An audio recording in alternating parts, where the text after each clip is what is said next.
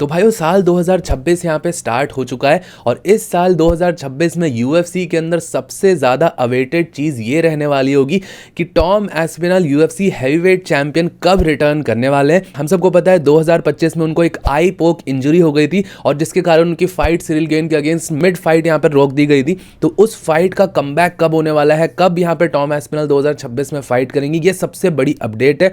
लेकिन यहाँ पर जो रोगन ने अपने रीसेंट इंटरव्यू के अंदर ऐसा बोला है कि शायद टॉम एस्पिनल दोबारा फाइट भी नहीं करेंगे यूएफसी के अंदर। तो क्या 2026 में उनका कमबैक होगा, नहीं होगा, सारी चीजों के बारे में इस वीडियो के अंदर डिस्कस करेंगे। और भाइयों हम यहाँ पर कमबैक्स की बात कर रहे हैं तो अपने इंडियन एमएमए कम्युनिटी का एक ऐसा फाइटर शायद 2026 में कमबैक कर सकता है। संजीत बुधवार की मैं यहाँ पर बात कर रहा हूँ। ऐसी रिपोर्ट्स आ रही हैं कि वो 2026 में अपना एक कमबैक करने के लिए रेडी हैं। पाकिस्तानी फाइटर रिजवान अली के अगेंस्ट वो फाइट करना चाहते हैं। तो इस बारे में भी इस वीडियो के अंदर डिस्कस करेंगे। साथ ही साथ यहाँ पर हामजा चिमाएव की फाइट अपडेट्स निकल के आ रही है। उनके अपोनेंट यहाँ पर नासरुद्दीन इमावत को ग्रैपलिंग ट्रेन करते हुए देखा गया है। उन्होंने क्लिप्स पोस्ट करी है ग्रैपलिंग ट्रेनिंग करते हुए, रेसलिंग ग्राउंड गेम को अपना इंप्रूव कर रहे हैं। लोगों का ऐसा मानना है कि शायद हामजा चिमाएव के अगेंस्ट उनकी नेक्स्ट फाइट फिक्स हो चुकी है या कुछ डेवलपमेंट्स यहाँ पर निकल के आई है। तो उस बारे में भी इस वीडियो के अंदर डिस्कस करेंगे। लेकिन उससे पहले आपसे वीडियो को लाइक कर देना, चैनल को सब्सक्राइब कर देना यूएफसी कॉम्बैट स्पोर्ट्स का ऐसा कंटेंट हिंदी में एंजॉय करने के लिए। तो भाइयों सबसे पहले यहाँ पर डिस्कस करते हैं टॉम एस्पिनल के बारे में, जो कि करंटली यूएफसी का हैवीवेट चैंपियन है और वो एक आई पोक इंजरी से डील कर रहा है। अब बहुत सारे लोगों का लास्ट ईयर ऐसा कहना था कि टॉम एस्पिनल यहाँ पे नाटक कर रहा है, वो सिरिल गेन से हारने वाला था इसलिए उसने फाइट से पुल आउट कर लिया, वो आई पोक उतना ज्यादा सीरियस नहीं था। बट दिसंबर के अंदर यहाँ पे टॉम एस्पिनल ने अपडेट करा था कि वो एक सर्जरी करवा चुका है अपनी आई की। उसने कहा था कि वो एक सर्जरी करवा ली है उसने, और तो और भाइयों एक सर्जरी के बाद उसने ये अपडेट दिया है कि वो एक और करेक्टिव सर्जरी करवाने वाला है अपनी आई में। मतलब दो आई सर्जरीज हो चुकी है। और इसी के रिगार्डिंग यहाँ पे जो रोगन अपने पॉडकास्ट पे इस चीज को डिस्कस कर रहा था और जो रोगन ने यहाँ पर ये चीज की पॉसिबिलिटी भी बताई है कि शायद टॉम एस्पिनल अब दोबारा फाइट भी नहीं करेगा यूएफसी के अंदर। कमबैक तो दूर की बात है, शायद वो दोबारा फिट भी नहीं हो सकता है फाइट करने के लिए। और जो कि रीजन बहुत ज्यादा क्लियर कट हमारे सामने है। जब कोई ऐसी करेक्टिव आई सर्जरी करवाने जाते हो आप, और आई एक ऐसा ऑर्गन है, बहुत सेंसिटिव ऑर्गन माना जाता है बॉडी का, बहुत वाइटल ऑर्गन भी है।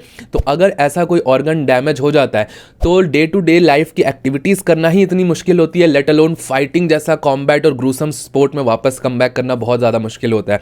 तो दो आई सर्जरीज, उसके बाद टॉम एस्पिनल का वापस है एमएमए के अंदर आना, ये बहुत ज्यादा डिफिकल्ट दिख रहा है इस टाइम पर। खुद टॉम एस्पिनल ने भी ये चीज बोली कि उसने जब से ये आई पोक हुआ है तब से उसने एमएमए को ट्रेन भी नहीं करा है। तो भाइयों ये अपने आप में ही बहुत ज्यादा अनफॉर्चुनेट है कि एक छोटी सी चीज को लेके एक इतना हाइप्ड फाइटर, टॉम एस्पिनल जैसा फाइटर, मैंने भी आप सबको बताया था कि टॉम एस्पिनल की फिलहाल इतनी ज्यादा हाइप थी उस फाइट से पहले कि अगर उसको यूएफसी सही से बिल्ड करती और वो कंटिन्यूअस विक्ट्रीज निकालता तो शायद वो one of the most popular champions भी बन सकता था ऑल टाइम यूएफसी का। इतनी ज्यादा हाइप थी। बट आप देख सकते हो किसी ना किसी की नजर जरूर लगी है हेवीवेट डिवीजन पे।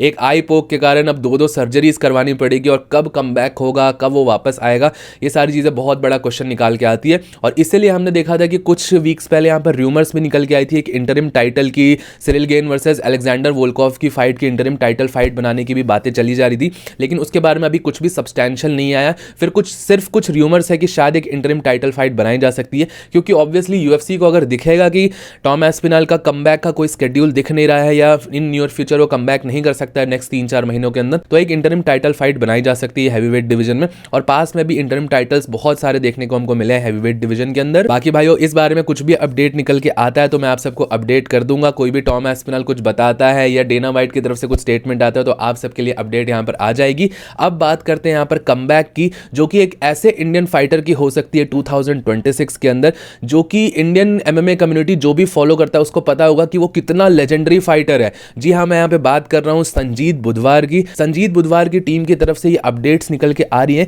कि शायद 2026 में वो अपना रिटायरमेंट से वापस आ सकते हैं एक फाइट के लिए, और वो एक फाइट वो करना चाहते हैं पाकिस्तानी फाइटर रिजवान अली के अगेंस्ट। तो भाइयों जिनको नहीं पता, इंडियन एमएमए कम्युनिटी के अंदर संजीत बुधवार को एक वेटरन, एक लेजेंड की तरह माना जाता है। बहुत बहुत ही ज्यादा डोमिनेंट फाइटर था ये। और संजीत बुधवार के कैरियर के बारे में आप सबको बताऊं, इनका प्रोफेशनल एमएमए कैरियर 11-2 का इनका रिकॉर्ड है। और ये Indian MMA organization Matrix Fight Night की जो फाइट्स है उससे ये बहुत ज्यादा पॉपुलर हुए थे। और इंडिया के अंदर आप सबको पता है मैट्रिक्स फाइट नाइट सबसे बड़ी एमएमए ऑर्गेनाइजेशन थी, उसके अंदर ये फेदरवेट डिवीजन के अंदर चैंपियन भी थे। और भाई एमएफएन के अंदर एक बहुत हाई प्रोफाइल फाइट्स के अंदर इन्वॉल्व रह चुके हैं। इनकी लास्ट फाइट आप जो देखोगे अब्दुल अजीम बदाख्शी के अगेंस्ट हुई थी 2024 एमएफएन के इवेंट के अंदर। और उस फाइट में इन्होंने राउंड 2 के अंदर एक बहुत खतरनाक नॉकआउट लिया था। बहुत सारे लोगों ने इनको काउंट आउट करा था उस फाइट से पहले। अब्दुल अजीम बदाख्शी की बहुत ज्यादा हाइप थी और उस नॉकआउट को इंडियन एमएमए हिस्ट्री का one of the best knockouts भी बोला जाता है। आप एक बार जाके देखना, इस वीडियो को देखने के बाद आप वो एक बार नॉकआउट जाके देखना, आपको समझ में आ जाएगा वो किस लेवल का नॉकआउट था। और उस फाइट के बाद इंडियन एमएमए के अंदर संजीत बुधवार की बहुत ज्यादा हाइप थी।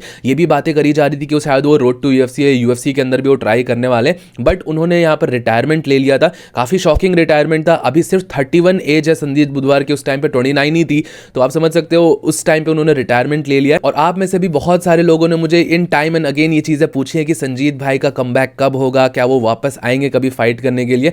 तो देखिए फिलहाल के लिए उन्होंने उस फाइट के बाद तो रिटायरमेंट ले लिया था, बट उनकी टीम की तरफ से ये अपडेट आई है कि वो एक फाइट और करना चाहते हैं 2026 में, और वो एक फाइट के लिए कमबैक कर सकते हैं। और हम सबको पता है ब्रेव एफसी में इस टाइम पे रिजवान अली साइंड है और संजीत बुधवार रेडी है ब्रेव एफसी में जाके फाइट करने के लिए। तो एक बहुत बड़ी फाइट बनाई जा सकती है इंडिया वर्सेस पाकिस्तान की। अब ये भी कहा जा रहा है कि रिजवान अली ने पास में काफी सारे इंडियन फाइटर्स को हराया है, उसका रिकॉर्ड है, आप देखोगे जाके तो रिजवान अली ने कुछ सारे इंडियन फाइटर्स को नॉकआउट करा है, स्पेक्टेकुलर नॉकआउट्स उसने भी निकाले।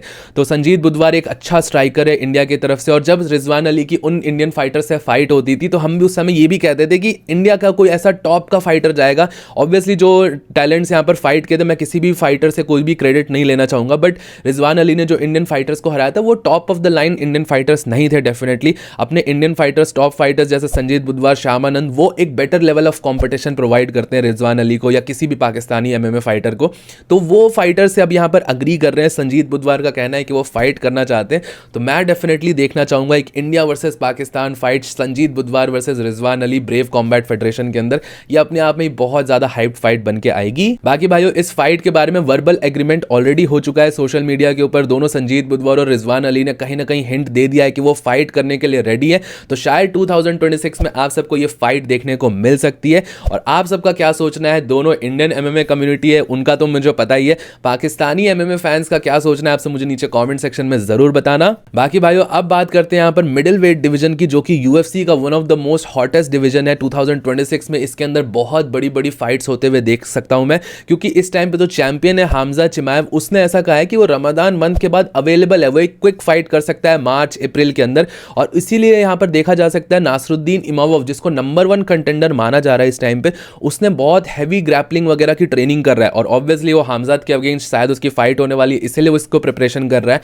तो ये एक बहुत बड़ा अपडेट और लोग हिंट समझ रहे हैं कि शायद ये फाइट कहीं ना कहीं बैक एंड पे डेवलपमेंट्स चालू हैं और यही एक फाइट बनने वाली है। तो मैंने आप सबको पहले भी बोला है कि मिडिल वेट डिवीजन में सिर्फ एक ही कंटेंडर है जिसको टाइटल शॉट मिल सकता है और वो नासरुद्दीन इमामोव है। बाकी सारे फाइटर्स फ्लफी हर्नांडेज और राइनर डेरेडर तो इस टाइम पर थोड़े हाइप से बाहर ही है। तो नासरुद्दीन इमामोव को डेफिनेटली अप्रोच किया होगा यूएफसी ने, कोई डेट यहाँ पर माइंड में होगी और इसलिए इतनी हैवी ग्रैपलिंग ट्रेनिंग यहाँ पर चल रही है। अब भाई फाइट के बारे में बात करें तो मैंने आपको पहले भी बताया कि मिडिल वेट डिवीजन में मुझे कम ही कंटेंडर्स दिख रहे हैं जो कि हमजा चिमाएव को कोई कड़ी टक्कर दे सकते हैं।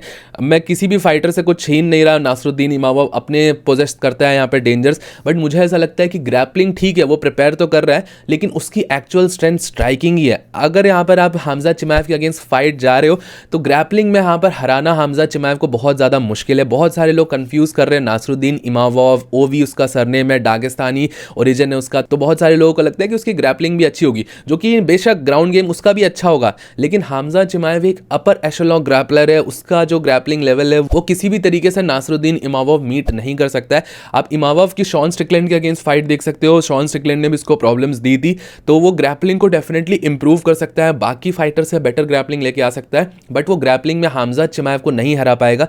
3 महीने 6 महीने ग्रैपलिंग प्रिपेयर करके अब हमजा चिमाएव के लेवल पे नहीं पहुंच सकते हो। ये ड्रीकस डुप्लेसिस की फाइट से हम सबको देखने को मिला था।